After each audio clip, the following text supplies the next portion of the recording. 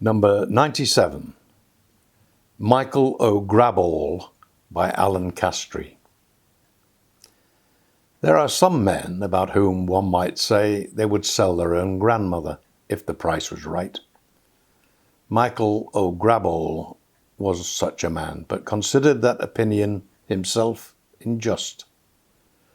He had burst unexpectedly onto the international art scene and delighted in being the guy from nowhere who overpaid for that overvalued Coons, later making a fabulous profit.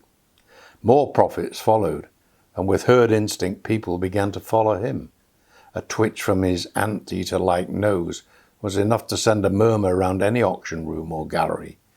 He constantly proclaimed all art to be a metaphor, earning the nickname Metaphor Mick, and thereby strengthening his claim to be Irish-American, despite his rolling Russian accent.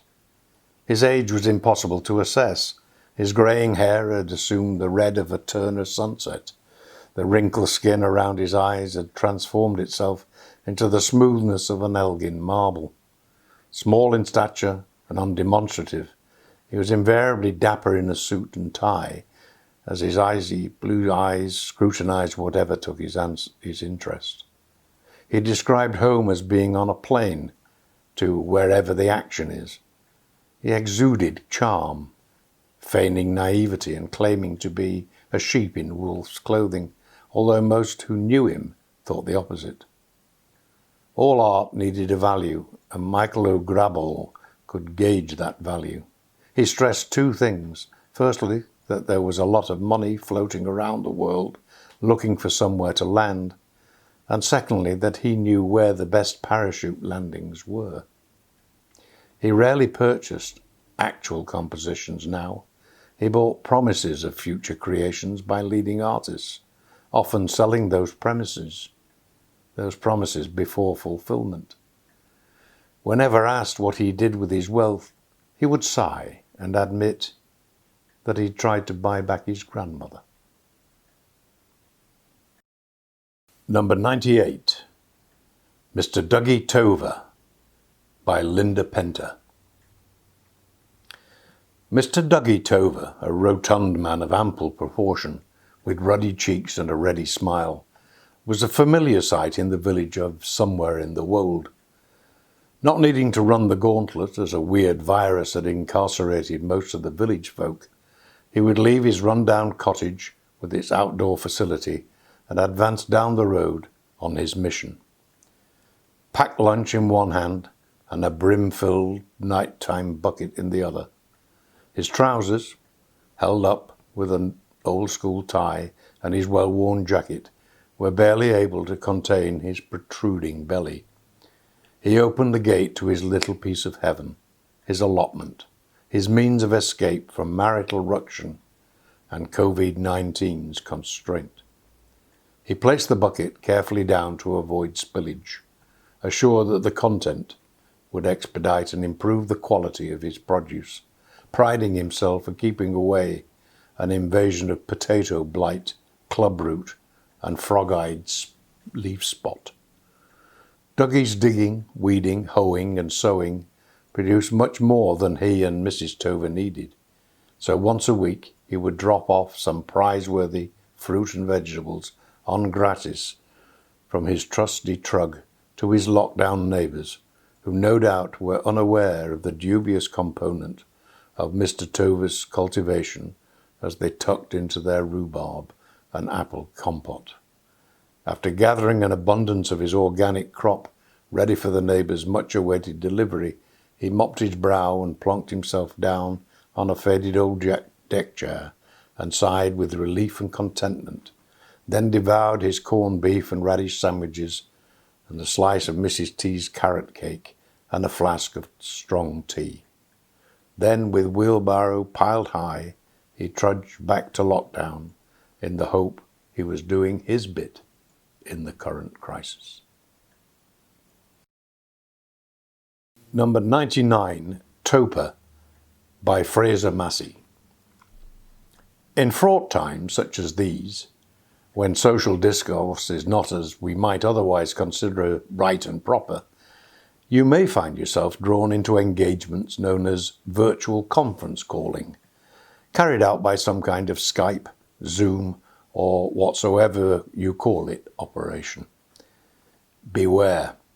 Interlopers of the sort you would, in normal circumstances, cross the road, nay, move out of the district to avoid, can worm their unwanted presence into conversations of this nature. Random figures may attempt to carry themselves off as a friend of a friend, though nobody afterwards will remember inviting them to take part. One such character is the young gentleman with a hidden agenda, Mr. Conviviality Tover. A colourful enough cove, fun-loving even, though may God strike down anyone who lays claim to such a title.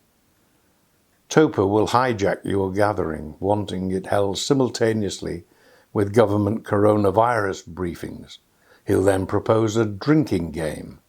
Everyone must take a sip when the NHS is praised, down a shot as a journalist's question is avoided, and swallow a pint in one go if the Prime Minister should admit a policy error in dealing with the crisis. Harmless fun, perhaps, injurious only to internal organs like the liver if played too regularly. But observe Tover. He's in a business suit for a reason, albeit one offset by a neckerchief in a vibrant shade worn at a jaunty angle. He's a brewery marketing lackey at work, labouring on until it's declared safe for us all to head back to our favourite taverns. Perhaps, despite his duplicity, we shouldn't be quick to judge. Maybe he is, after all, a hidden hero of our times, only trying to remind us all of the pleasures of social drinking during these dark days when some unfortunates are condemned to imbibe alone. Number 100, Papa P by Jacqueline King.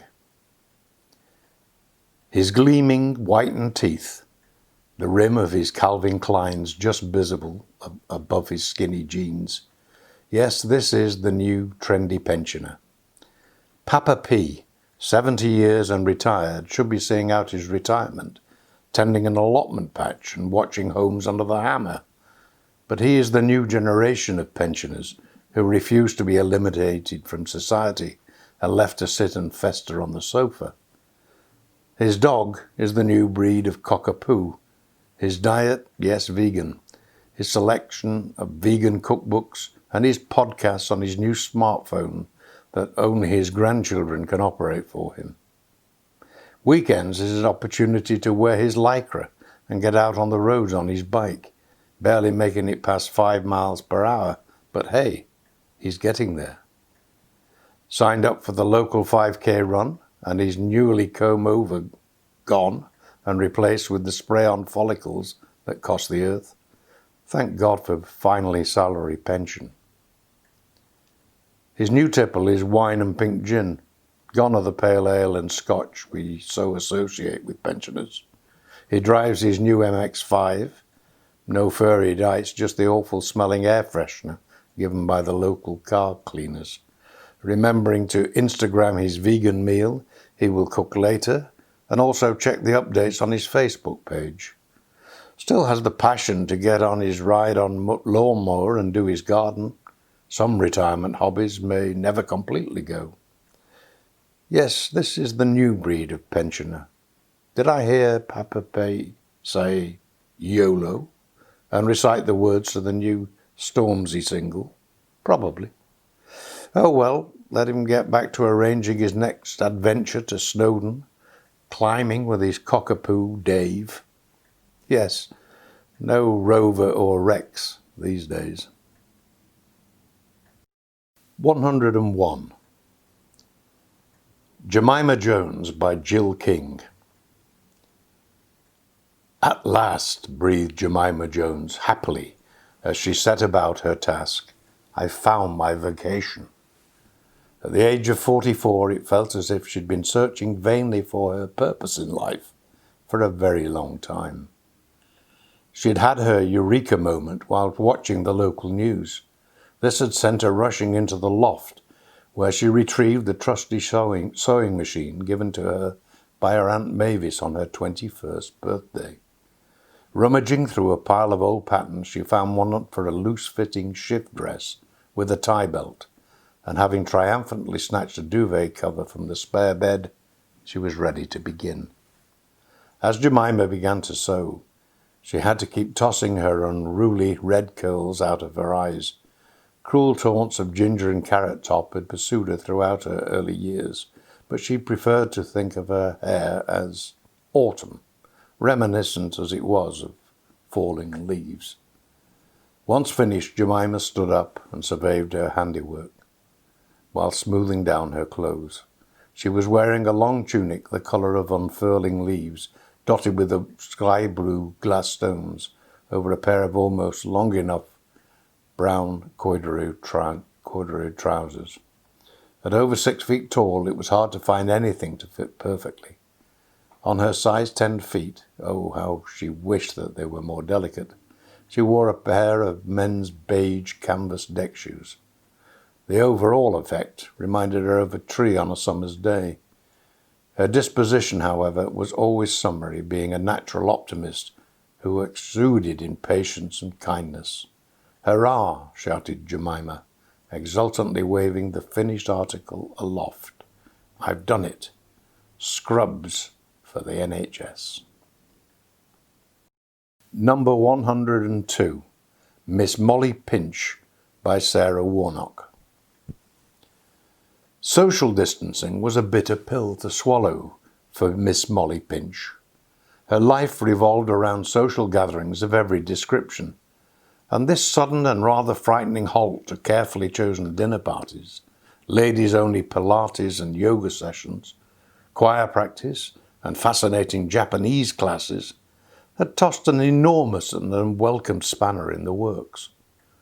It was unthinkable to lose such vitality and community spirit, which she gave so freely and indefatigably to all with her multiple sets of grateful benefactors. "This won't do, and I must find a way," she muttered to herself, and swept up her unsuspecting cat Horace from the comfort of the armchair, then plunked him firmly and arguably against his will onto her ample lap. She wore a billowy pink skirt, which was perfect for cat napping. It was of a sensible length, which draped perfectly to the shin, revealing well-turned ankles. Her legs were spindles, and in bewildering contrast to the round and spherical torso which they so miraculously supported. Her huge bust was kept in check under a gleaming white cotton blouse with stretch. From the neck up, her face was youthful for her years, with wide, inquiring eyes, straight nose, and full mouth, resplendent in pink lip shine. A short black bob framed the vision. Miss Pinch's cerise-tipped fingers were making short work of Horace's fur. The cat sized her up for a second, but knew better. The engines of her mind were on full pelt, as well as Horace's, and a plan had been meticulously honed on the 4th brushstroke. "I shall organize food and supplies to all who would require it. Hurrah! Full steam ahead and on community food program immediately." I can tell you that Miss Pinch did find a way and was as good as her word. Number 103, Kimberley Bigginsbottom by Karen Riva-Palicio. I watched Kimberley Bigginsbottom with a peculiar fascination, along with millions of others, as she sashayed her impossibly hourglass figure towards the pristine countertop in an unsullied kitchen of the super-rich. Her excessive proportions pleasing to the eye, though every fibre of my being fought it, wanting to find it grotesque, a slight on nature, a slight on my gender. Undeniably beautiful, I couldn't help but feel duped, conditioned to think it so, rather than reaching that conclusion of my own free will, a caricature of beauty rather than the epitome of it. I wanted to defend my sensibilities from the not-so-subtle attack of her manufactured persona, to be assured that what lies within was as tasteless and dissatisfying as a diet snack. A walking advert convincing the gullible of the exaggerated abilities of Spanx, defying gravity and sucking up the self-hatred ironically caused by comparison in a mythical elasticated vacuum. The reality is far more brutal. Slashed and stuffed, agonies hidden and denied, covered by a pair of dark glasses and the extortionate price of secrets. Either incredibly intelligent and astute, or neither of those things, all she protects she wishes she was, as believable as a rainbow-coloured unicorn. A contradiction, duplicity and fakery deployed with the utmost precision to imply the depth and humility she only wishes she had.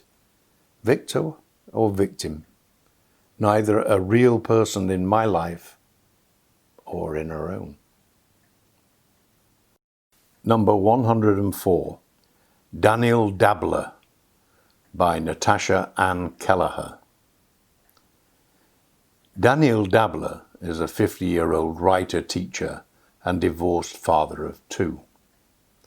Not the tallest and of slight stature, with speckled salt and pepper spiky hair, searing blue eyes, full mouth, delicate pointed nose.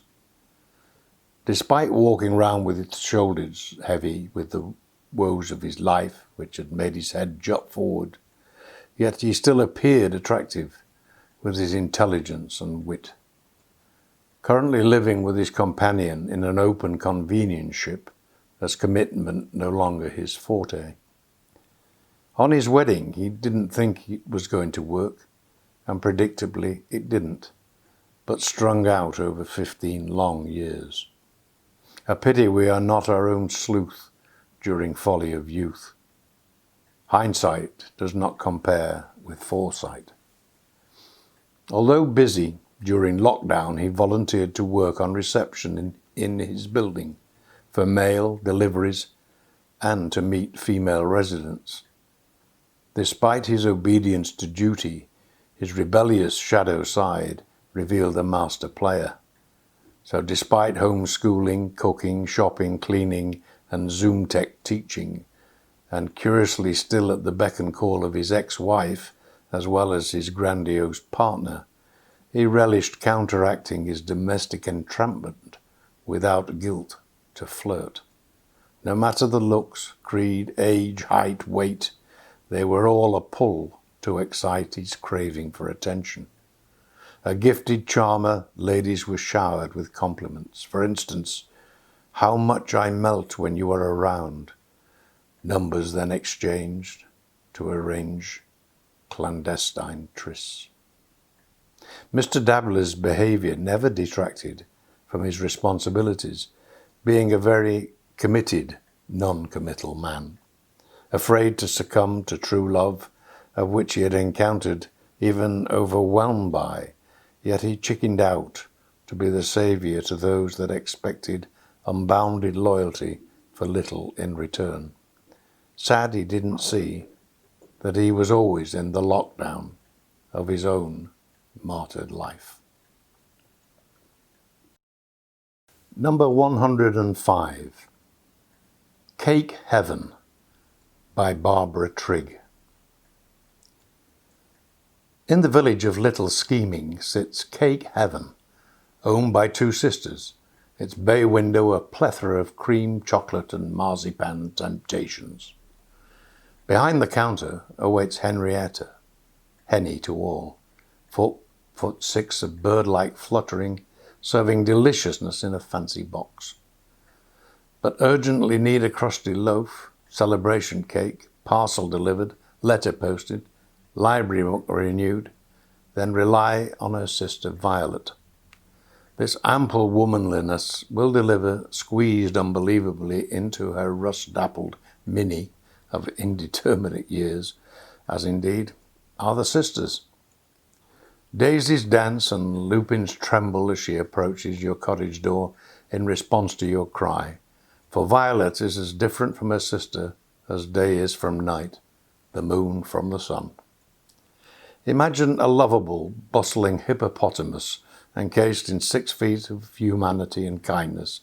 That is Violet, obliging, trustworthy, heart as all-encompassing as her ample bosom, a smile as wide as her spreading hips, lisle-encased legs carrying her sturdily through every good deed. A veritable angel. Comfortable shoes, salt and pepper hair, permed for convenience rather than fashion. A kiss of peach bloom adorns her lip, while her bobbing hooped earrings could accommodate a medium-sized parrot. Maybe a smudge of flour rests upon rosy cheeks, or a dab of homemade quince jam addresses the tip of her neat nose. But meet, and she will assuredly be wearing her trademark pinafore. Every spare moment spent whisking and baking means in essence the multifloral apron stays a permanent accessory. There is speculation in the village that she sleeps in a pinny.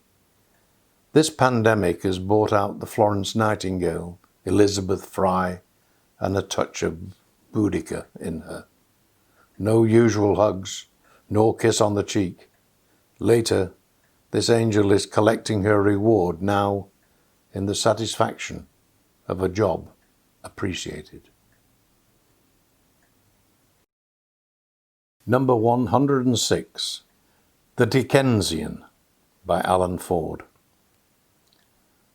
Portly of bearing and the possessor of a mane of silver-grey hair, he would appear to be a natural member of the Pickwick Club. Youthful into his 70s, he, like Tracy Tupman, to the wisdom and experience of maturer years, had superadded the enthusiasm and ardour of a boy. Then again, he could be a third, cheerable brother, with his clear, twinkling, honest, merry, happy eye.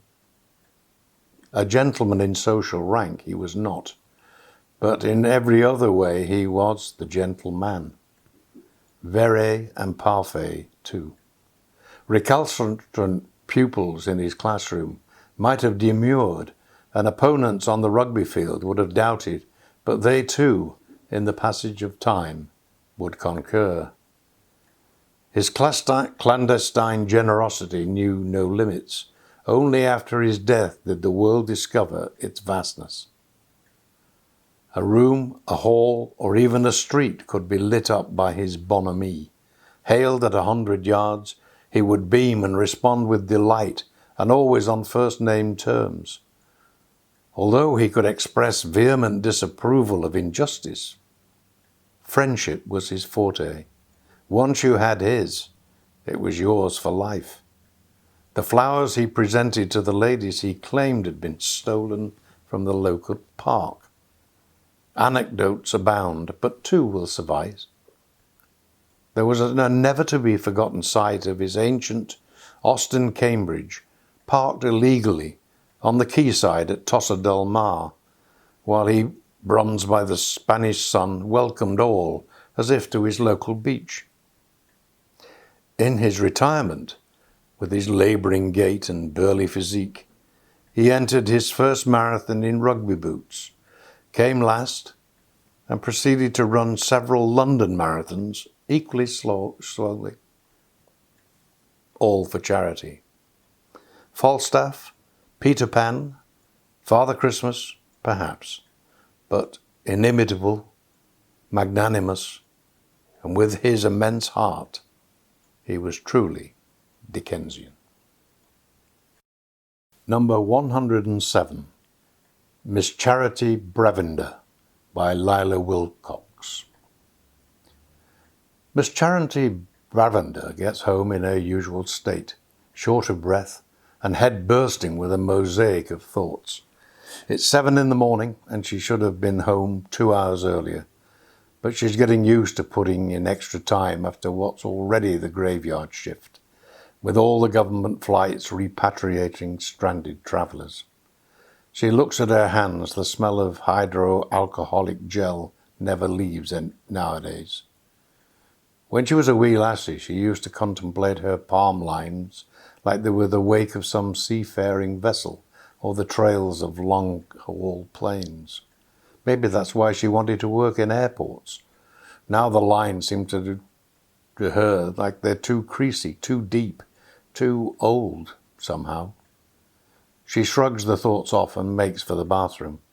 It's time to take off her makeup, contact lenses, and brush her teeth. Her gaze gets lost in the purple of her own eyes on the bathroom mirror.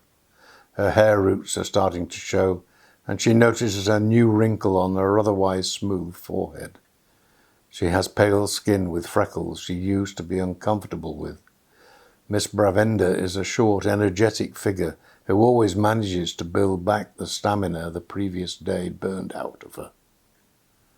Her gestures are precise, swift, just like her train of thought, and people often mistake her efficiency-driven posture for that of a retail sales manager. She is a firecracker of a person, ready to sparkle in good time and prone to detonate if not handled carefully. Firm is her handshake, clear is her voice, and she manages the airport schedule with a grip she perfected when working casual jobs to pay for her studies a decade ago, back when she planned to become a fashion designer. Number 108, Cat by Sandra Clayton. Cat isn't her given name, but it's easier for those residents who don't always remember names easily. Cat's role is to provide them with a quiet and reassuring presence. She is naturally quiet anyway, even during recreation periods. Not for her the chatty rear terrace wreathed in sociable cigarette smoke. Cat has a special place down in the garden, above street level, under the nursing home sign. Until COVID-19 struck, Cat was never to be seen there at weekends. They were her busiest times. Family visits meant so much extra work for her, providing a focus of interest when conversations flagged, a diversion for boisterous children, or a consoling cuddle for someone sad that no one came. But on Mondays, her day off, she was always to be found on her little patch of ground below the home's sign, beyond the reach of passing pedestrians and too high for their inquisitive dogs. With her closed eyes shielded behind two large ivy leaves, like exotic sunglasses, the exhaustion from weekend visitors would render her comatose. As with any self-respecting feline, when nature calls, Cat's instinct is not to sully her own domain. Instead, she drops lightly to the ground, crosses the road, and uses the front garden of the house opposite. Kindly people, they put out a dish of fresh water daily for the birds, thereby enabling Cat to complete her toilette with a refreshing drink before strolling back to her patch. Like many in her situation, she's chosen to self-isolate with her charges. But even in isolation, her quiet habits keep her within official guidelines. With her recreation area beyond an outsider's touch and her daily sprint across the road deemed essential travel, her lockdown is uncompromised, unsung and unnoticed except by the patients. Cat is doing her bit.